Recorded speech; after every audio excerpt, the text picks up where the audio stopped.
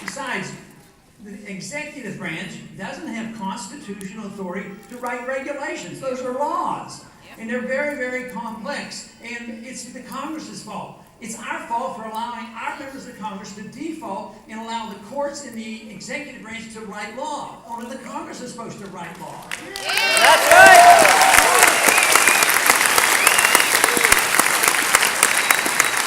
And the president should not be allowed to make use of what they call the signing statements. Oh, I'll sign this bill, but about 2/3 of it I don't like, so I'm not going to pay any attention to that. So he signs a statement like a line item veto. I have no intention on having line item vetoes or signing these statements. Just veto it all! Doctor, no! Also, a president has no authority to write executive orders. We've heard this president say, well, they're not moving fast enough along on some of these environmental issues. I'll just write an executive order. You know, this is not part of the system, and yet the complacency is getting smaller. People are waking up. I think we can say we've had enough of this.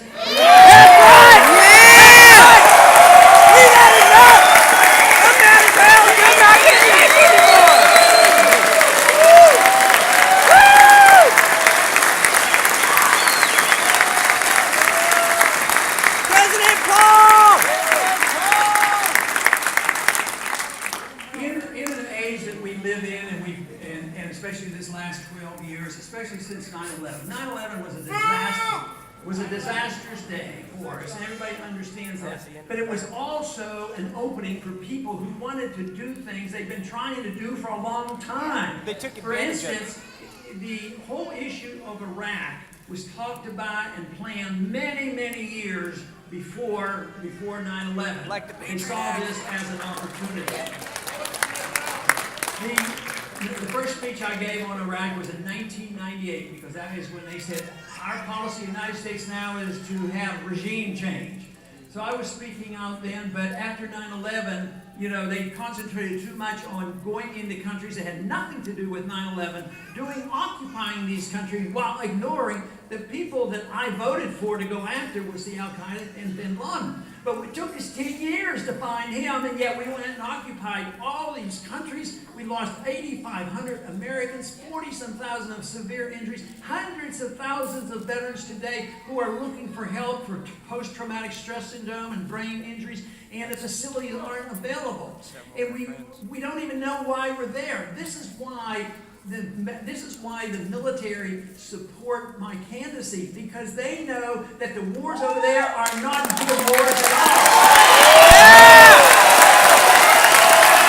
Give them a clear message!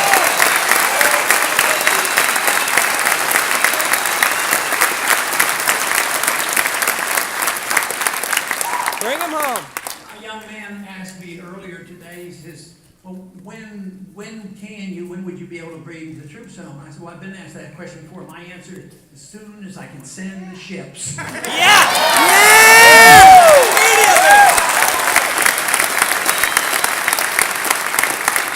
And they'll come up with all kinds of excuses, but I say, we just marched in, we can just March out!